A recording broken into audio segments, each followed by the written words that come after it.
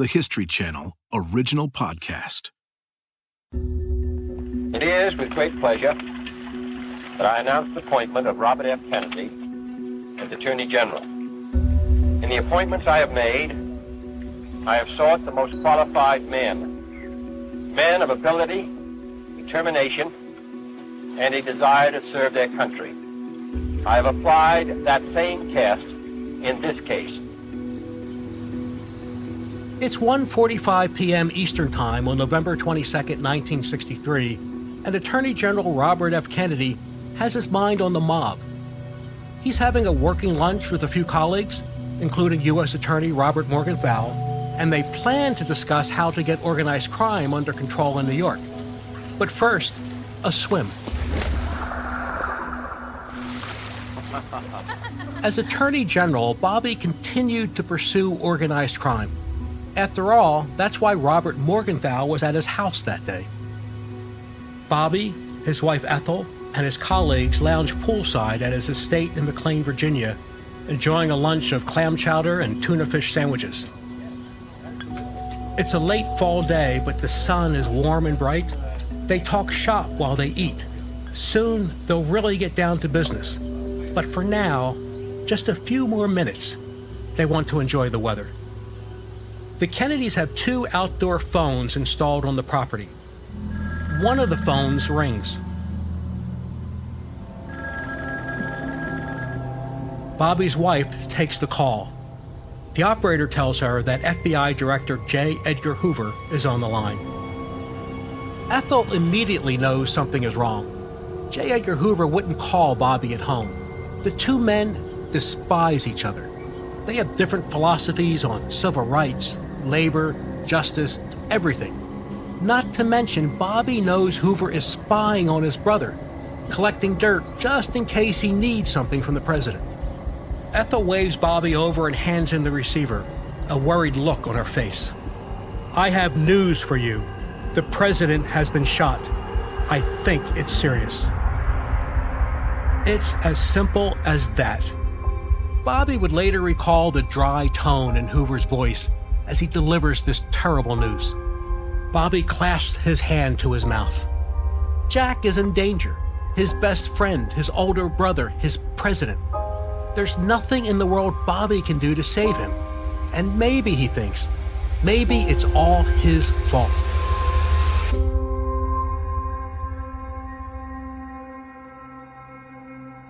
This is 24 hours after the JFK Assassination. Episode 3, The Brother. I'm historian Steve Gillen. Last episode, we followed Lyndon Johnson as he struggled to steady the government after JFK's murder. One of Johnson's biggest challenges is taking power without alienating the Kennedy family. It's a task made more difficult by the subject of this episode, Robert Francis Kennedy. For much of his life, Bobby was overshadowed by other members of his famous family. His older brothers, Joe and Jack, received the lion's share of their father's attention, who believed that Bobby was too soft. Perhaps as a result, Bobby developed a tough, dark temperament. As an adult, he earned a reputation as a ruthless political operator, an aggressive lawyer, and above all, a fiercely loyal advisor to his brother Jack. After becoming president, Jack appointed Bobby to the position of Attorney General. Bobby was just 36 at the time, the youngest cabinet member since Alexander Hamilton. And he wasn't just any Attorney General. He was perhaps the most powerful person ever to hold the office, influencing everything from the price of steel to covert operations of the CIA.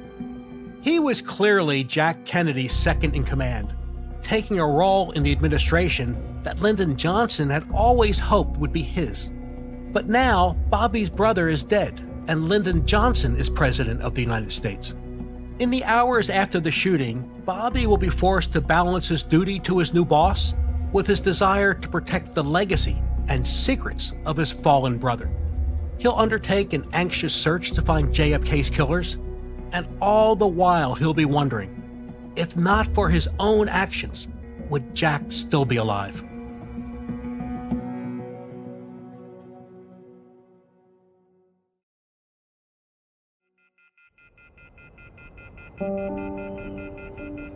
It's 12:45 Texas time and 1:45 in Virginia, where Bobby Kennedy has received devastating news.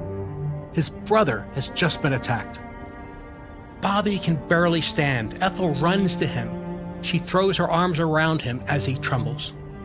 He's barely able to process the news, let alone say it out loud, but he forces himself to tell her Jack's been shot. Hoover's terse call had provided few details, and so now Bobby scrambles to find out more, working the phones on a hunt for information. His first call is to Clint Hill, one of the Secret Service agents traveling with JFK in Dallas.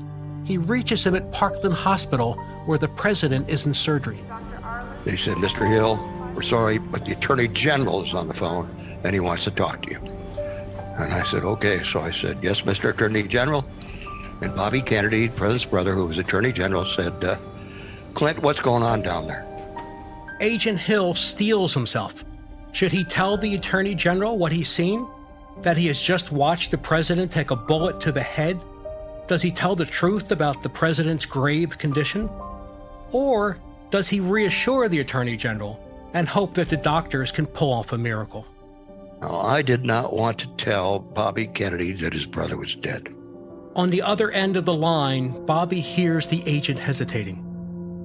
Finally, through the receiver comes the answer. It's as bad as it can get.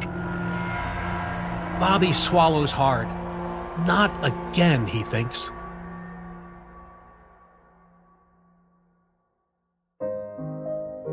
New York, it's bon voyage to Mrs. Joseph P. Kennedy, who sails for London to join her husband, new U.S. Ambassador to England. And 5 of the 9 Kennedy children sail with Mrs. Kennedy. In the 50s and 60s, the Kennedys were perhaps the closest thing America had to a royal family. Joe Kennedy Sr. was a successful businessman, deeply influential in Democratic politics.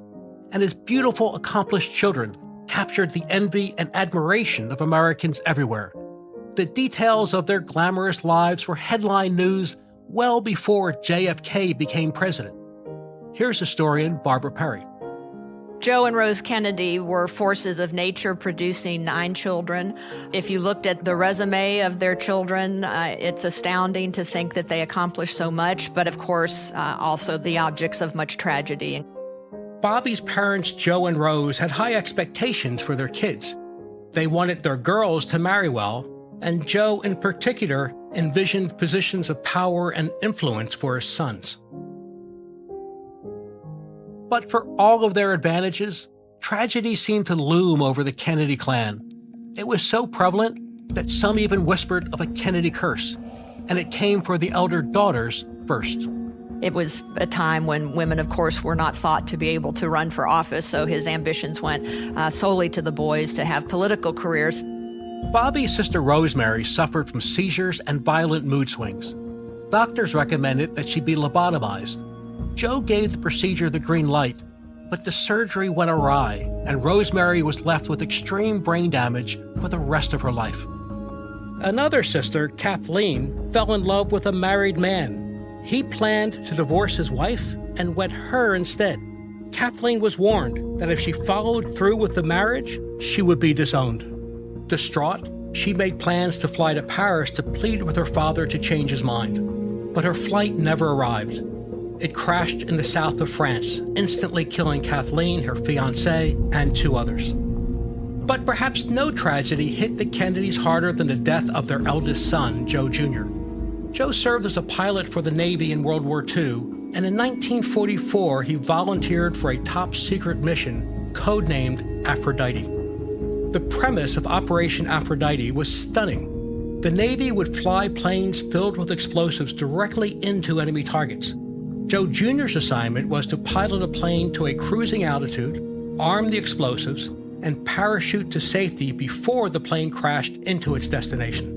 But the explosives on Joe's flight accidentally detonated while he was still on board, killing him and his co-pilot. Bobby was heartbroken by Joe Jr.'s death. When the Navy dedicated a ship in his memory, the USS Joseph P. Kennedy Jr., Bobby requested to serve on board. Joe's death had other important consequences for the Kennedy family. First, Joe Sr. turned his focus to the career prospects of his next eldest son, Jack. When the announcement was made that Kennedy would enter the New Hampshire presidential primary of 1960, his father was by his side. It was a proud moment for the elder Kennedy. When Joe Jr. was killed in World War II, he put all of his money and all of his ambitions and all of his energies into trying to see that Jack could become the first Catholic president of the United States, and indeed he did. And second, the relationship between Jack and Bobby became exceptionally close. The two men were very different. Bobby was 8 years younger than JFK. While Jack was an optimist, Bobby was so dour that he was nicknamed Black Robert. But he looked up to Jack, and after so much misfortune, Bobby felt protective of the family that he had left. As Jack's political career took off, Bobby proved himself to be a fiercely loyal ally. He served as his brother's campaign manager in his 1952 Senate race, then again in 1958, and finally when JFK ran for the presidency in 1960. Here's historian Jeff Sechel, the author of Mutual Contempt. It was less of a social relationship than a working relationship, but it was very, very close, and it was absolutely intuitive. A lot of observers noted that they had a kind of unspoken language, that they could communicate with one another just by gestures, just by an expression on their faces. Tragedy has robbed Bobby Kennedy of 3 siblings already, and now, on the afternoon of November 22, 1963, as Agent Clint Hill hesitates on the other side of the telephone receiver, Bobby can feel a 4th slipping away. So Bobby decides to do what Jack would want him to do: protect the family. Hanging up the phone, Bobby considers his next move. His first instinct is to catch a flight to Dallas, to be there for his brother and Jackie. On the other hand, if Jack is dead, Bobby will have only a brief window to safeguard his and Jack's secrets before Lyndon Johnson comes snooping around. Bobby decides to stay in Washington, and his first call is to National Security Director McGeorge Bundy. He tells him flatly, change the locks on Jack's private files. Bundy agrees to transfer the most sensitive files to the Executive Office building, where they will be placed under round-the-clock security. Next, Bobby orders the Secret Service to dismantle the taping system in the Oval Office and Cabinet Room. What was Bobby trying to hide? He might have been worried about Operation Mongoose, a secret plot to destroy Fidel Castro, the leader of Cuba, by any means necessary, even by assassination. Operation Mongoose was an extended series of efforts to overthrow the communist regime in Cuba on the notion that it was a destabilizing force in our hemisphere. And so there was an almost desperate set of attempts on the part of the U.S. government to overthrow the regime. Though it was a CIA mission, Bobby had personally taken charge of the operation. That alone was shocking.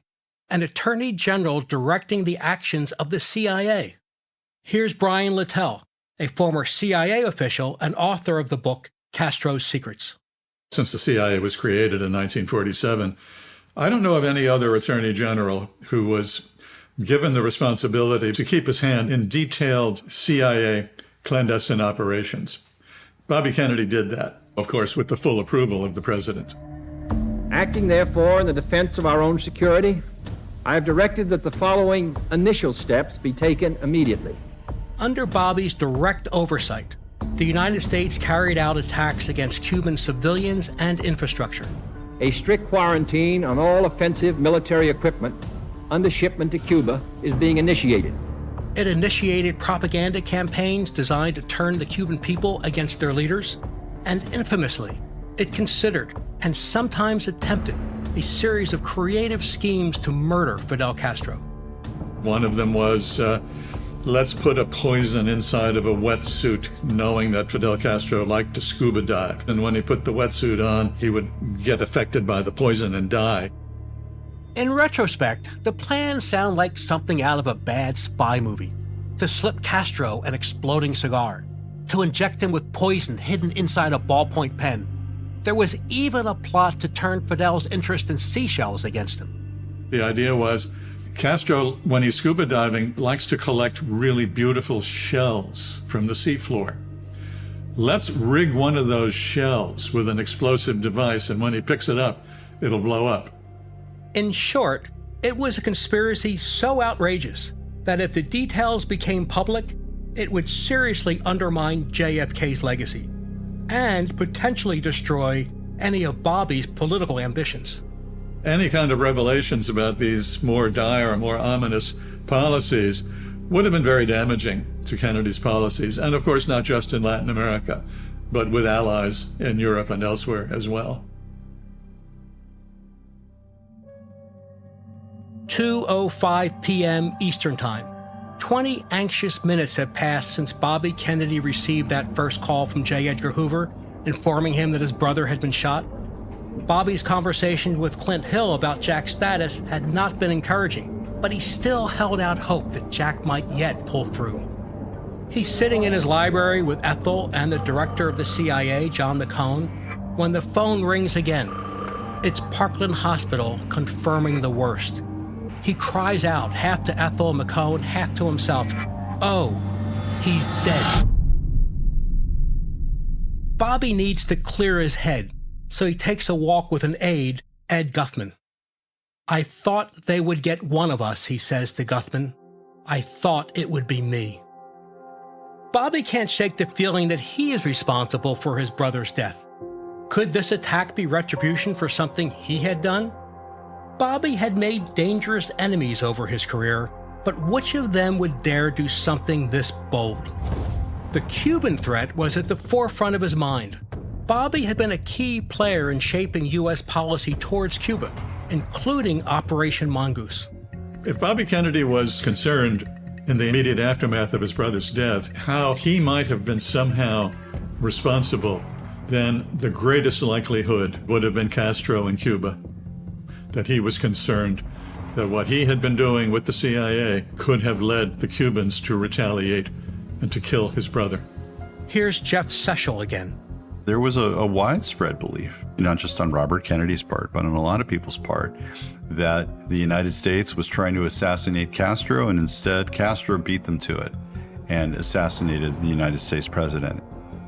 But Cuba wasn't the only potential culprit. Another very real possibility was the mafia. Before he was Attorney General, Bobby had made a name for himself serving as chief counsel to the Senate Rackets Committee. Robert Kennedy had very aggressively gone after crime figures during the 1950s when he was on the Senate staff, and in a series of brutal hearings, called them out, humiliated them, and directed the federal government against them. And not just organized crime figures, but those like Jimmy Hoffa, whom they supported. This is a strike-breaking, union-busting bill, in my opinion. Mr. Hoffa, this bill is not a strike-breaking, union-busting bill. You're the best argument I know for it. Your testimony here this afternoon. People who hold responsible positions in your union come before this committee and take the Fifth Amendment because an honest answer might tend to incriminate them. Your complete indifference to it, I think, makes this bill essential. So Robert Kennedy made lasting, vicious enemies of many in the world of organized crime, and understood that he was very likely in danger himself as a result of all of that. As Attorney General, Bobby continued to pursue organized crime. That's why Robert Morgenthau was at his house that day, after all. He formed the secret task force that became known as the Get Hoffa Squad. Bobby never succeeded in bringing Hoffa to justice, but he definitely managed to antagonize him. At one point, Bobby learned that Hoffa had hired a hitman to take him down. So maybe the mob has finally gotten their revenge, not by killing Bobby, but by killing the person whose death would hurt him the most. Hoping for more information, Bobby calls a colleague, a prosecutor in Nashville who's going after Hoffa, and asks him to do some digging. Next, he calls a Chicago lawyer with underworld connections, part of a network RFK maintains just on the mob's periphery. Please, Bobby asks him, tap into this, but be as discreet as possible. There's still one more possibility for Bobby to consider, that Jack's killer could be someone or something closer to home.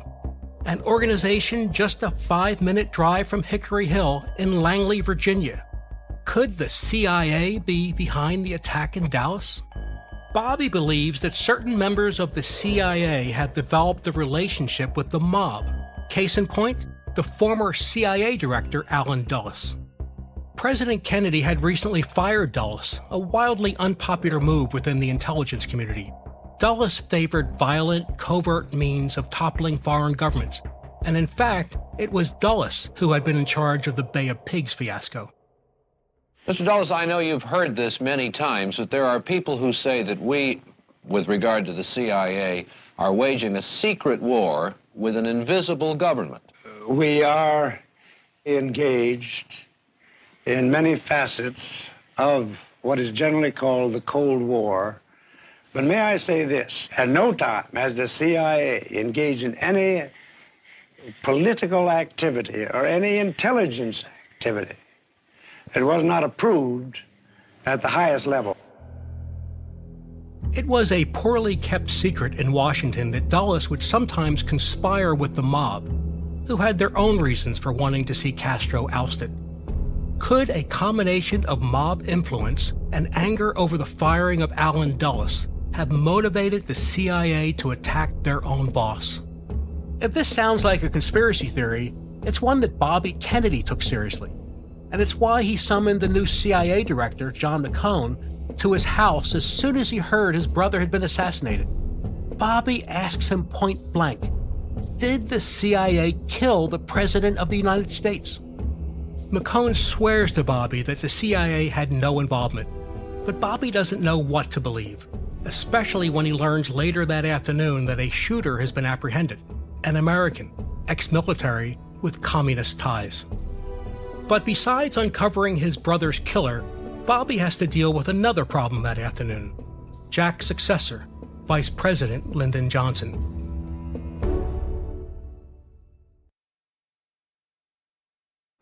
"40 minutes after learning of his brother's death, Bobby answers a call from Air Force One, which is idling on the tarmac in Dallas. LBJ, with his gruff Texas accent, is on the line, and he has a question that is as shocking as it is mundane. Johnson has an immediate concern in mind, a question that he feels that only Robert Kennedy can answer. Does he need to be sworn in right away? Bobby is stunned. Just minutes earlier, his brother was alive and well, gearing up for a re-election campaign and 4 more years in office. And now, here's Lyndon Johnson calling, asking about the oath of office. He called Robert Kennedy, and it was inartful, it was insensitive, it was badly handled, and it was actually, I think we could say, cruel, however unintentionally, to put these kinds of practical questions to Robert Kennedy in his moment of grief, as if nobody else could answer those questions. This isn't the first time Lyndon Johnson has offended Bobby Kennedy. Bobby disliked him for many reasons. In particular, he had never forgotten a trip he'd made to Johnson's ranch in 1959. At his brother's request, Bobby was hoping to form an alliance with LBJ, but he found Johnson to be both dishonest and condescending. Here's Jeff Sechel. This was not something that Robert Kennedy had much experience doing. Johnson took them out to go hunt some deer, and when Kennedy fired his rifle, the recoil hit him so hard it knocked him over.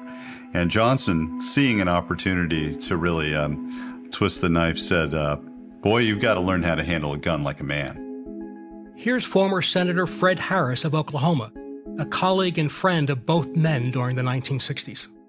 Something was in the air between the two of them, Lyndon Johnson and Robert Kennedy, that dated back to those days, and not just to the campaign of 1960, but it certainly dated to the campaign of 1960. When Jack Kennedy chose Johnson as his vice presidential nominee in 1960, Bobby made his disapproval known. Bobby Kennedy famously tried at the last minute to get LBJ removed from the ticket in 1960. He continues to have a strong sense of animosity throughout the period when LBJ was vice president. It's possible that Bobby was trying to have Johnson bumped from the re-election ticket in 1964. Johnson certainly thought so. All to say, LBJ is the last person Bobby wants to speak to in this moment. He's lost his brother and his president, and now he's being asked to help a man he hates step into Jack's role. Nonetheless, he calls his deputy attorney general, who in turn calls the Office of Legal Counsel. The game of phone tag goes on, but finally Bobby gets word that any federal judge can administer the oath. He gets Johnson back on the line and tells him that anybody can swear him in. Maybe you'd like to have one of the judges down there whom you appointed, he adds. Maybe he recommends that Johnson be sworn in right away, before Air Force One leaves Dallas. But later, Bobby will say that he doesn't remember it that way. He'll tell others that LBJ insisted on being sworn in immediately. By contrast, President Johnson will say that it was Bobby's idea. It's a moment of selective memory that will deepen their animosity in the years to come. Whatever happened on that phone call, a short time later, Bobby receives word that his brother's casket is in the air, accompanied by his advisors, Jackie, and the newly sworn-in president. Bobby springs into action.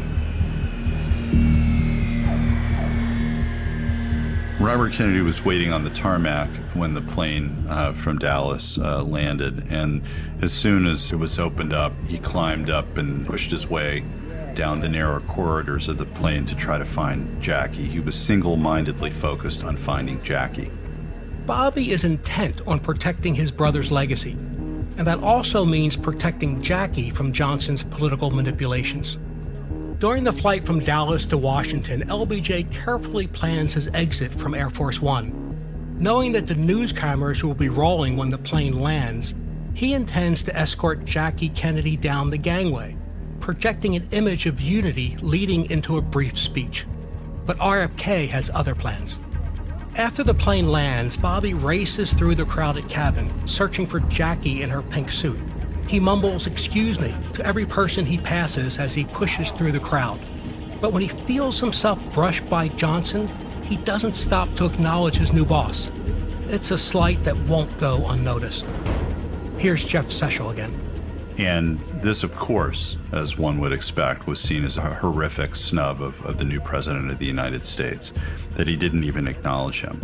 There were some on the plane who felt that Robert Kennedy didn't see him, that he had his head down, that he was just pushing, that he wasn't going to stop pushing until he got to Jackie. But it is not unthinkable that in Kennedy's grief and probably his rage at Lyndon Johnson, at the idea that of all people who were now president of the United States, that it should be Lyndon Johnson, that he found it too difficult to be gracious in that moment. Finally, Bobby finds Jackie, still wearing her blood-stained suit. He scoops her up in his arms. "I'm here," he says. Bobby helps Jackie into a waiting car. He gets in after her. They quickly depart for Bethesda Naval Hospital, where Jack Kennedy's autopsy will be performed. Johnson will have to make his speech alone. This is a sad time for all people. We have suffered a loss that cannot be weighed. For me, it is a deep personal tragedy. I know that the world shares the sorrow that Mrs. Kennedy and her family bear. I will do my best. That is all I can do. The loss of his brother marks a turning point for Bobby Kennedy. Friends and colleagues will note a change in his demeanor, his outlook on life. Here's Senator Fred Harris. When I knew Robert Kennedy, he was obviously very damaged by the assassination of his brother. He couldn't even use the word brother in talking about him with me. He referred to him as the president to make it more impersonal. Robert Kennedy, in an instant in November 1963, effectively became the patriarch of the very large Kennedy family. And his two brothers before him were now dead, and his father had been largely incapacitated by a stroke. So Robert Kennedy, in a sense, assumed the role of the leader of the family, and also out of compassion, as much as anything else, understood that he needed to do everything he possibly could for Jackie, given the loss that she had just suffered. So that was an enormous focus of his, not just in the days and weeks after the assassination, but really for the rest of his life. After the assassination of John Kennedy, Robert Kennedy opened up really to the complexities of the world. His faith had been challenged. He did not view the world any longer through the kind of black or white lenses. He had a more complex and nuanced understanding of humanity. Bobby had always been a fighter. He fought for his father's attention and approval. He fought moral wars against communism and the mafia. He fought political opponents like Lyndon Johnson. All that fighting had made him one of the most feared people in Washington. And it had earned him powerful enemies.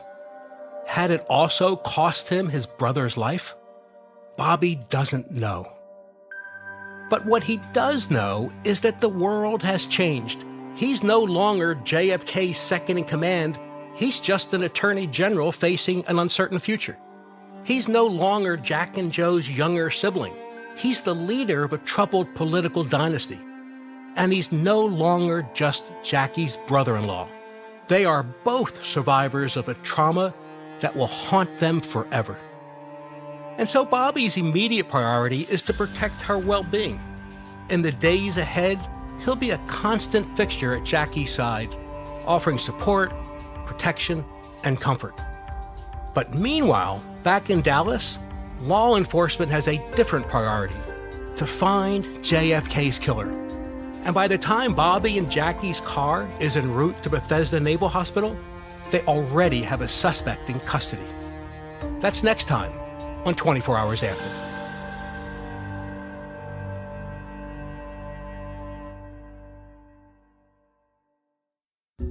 Thanks for listening to 24 Hours After, a History Channel original produced by Awfully Nice and hosted by me, Steve Gillen. For more moments throughout history that are also worth watching, check your local TV listings to find out what's on the History Channel today. Special thanks to our guests, Senator Fred Harris, Clint Hill, Brian Littell, Mark Lawrence, Barbara Perry, and Jeff Sechel. 24 Hours After is written and produced by Jesse Burton and Jane Ackerman. Editing and sound design by Bang Audio Post. Our project manager is Kadi Kamakate. Our supervising producers are McKamey Lynn and Ben Dickstein. Our executive producers are Jesse Burton, Katie Hodges, Jesse Katz, and me, Steve Gillen. Special thanks to The Cutting Room and Haga Studios. Don't forget to subscribe, rate, and review 24 Hours After wherever you get your podcasts. Thanks for listening.